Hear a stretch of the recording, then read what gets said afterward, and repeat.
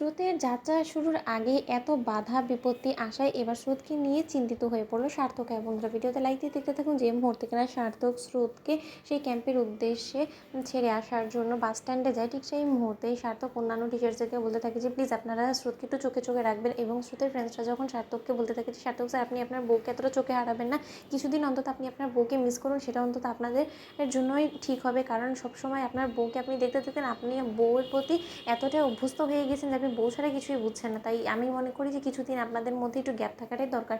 এবং স্রোত তখন বলতে থাকে যে সার্থক, তুমি এবার থেকে আমাকে মিস করা শুরু করে দাও, কারণ এমনি সময় তো সবসময় তোমার চোখের সামনে থাকে, তখন তো আমাকে কোনো মতেই পাত্তা দাও না।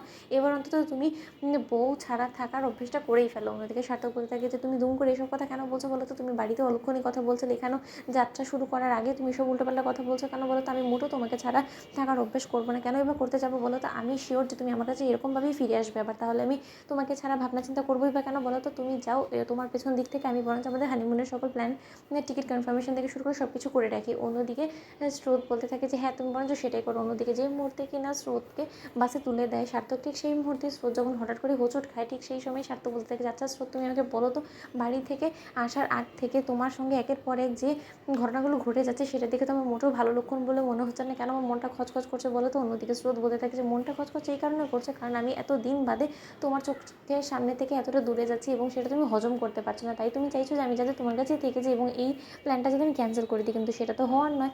অন্যদিকে যখন অবশেষে স্রোতের সেই বাস রওনা দেয়, ঠিক সেই মুহূর্তে সার্থক বলে থাকে যে হায় ঠাকুর, তুমি দেখো স্রোত এবং এই গোটা বাসের সকল লোক যাতে সুস্থ সবলভাবে ওরা ওদের ক্যাম্পে যে উদ্দেশ্যে রওনা হয়েছে সেটাতে যাতে সফল হয় এবং সুস্থ সবলভাবে তারা যাতে সেই ক্যাম্পে যেয়ে পৌঁছতে পারে। অন্যদিকে মাঝপথেই যখন ক্রান্তদের দলের সদস্যরা সকলে বলতে থাকে যে তৈরি থাকিস, এই পথ দিয়ে এই বাসটা যাবে, আমাদের কাছে পাক্কা খবর আছে এবং এই শিকারটা যাতে আমাদের কোনো মতে মিস না হয়।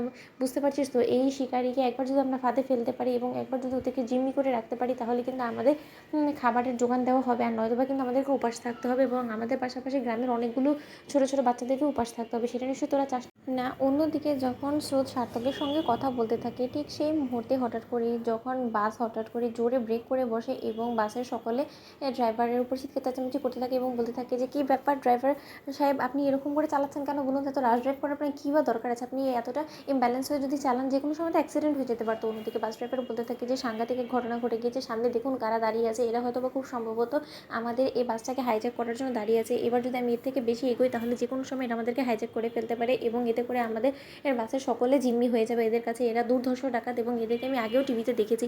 অন্যদিকে কথা বলা মাত্র যখন সার্থক বলতে থাকে যে কী ব্যাপার স্রোত, কী হয়েছে বলো আমাকে। অন্যদিকে স্রোত বলতে থাকে যে সার্থক, তোমাকে আমি একটু পরে ফোন করছি। তো বন্ধুরা, ভিডিওটি ভালো লাগলে লাইক এবং শেয়ার করে সাবস্ক্রাইব করতে ভুলো না।